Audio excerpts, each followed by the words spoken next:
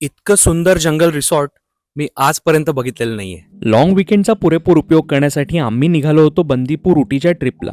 कोइंबतूरला पोहोचलो आणि तिथून ट्रॅव्हलर्सने बंदीपूरकडे निघालो. रस्त्यात सत्यमंगलमचे जंगल आणि सत्ती घाट लागतो. हे सत्यमंगलमचं जंगल म्हणजेच वीरप्पांचं जंगल अशी माहिती ड्रायव्हर दादांनी दिल्यावर मात्र आमची उत्सुकता अजूनच वाढली.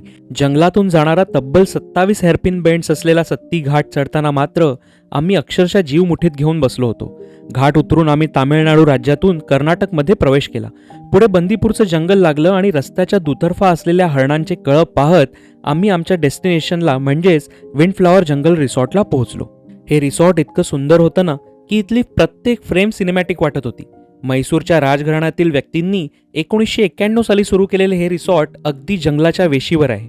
रिसॉर्टच्या आवारात असलेल्या शेकडो झाडांमुळे रिसॉर्ट आणि जंगल ह्यामधला फरकच कळत नाही.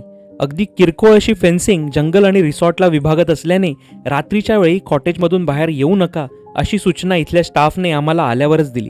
त्यामुळेच आम्ही सुद्धा लवकरच जेवून आमचा दिवस संपवला. अगदी थोड्याच वेळात मी या जागेच्या प्रेमात पडलो होतो, कारण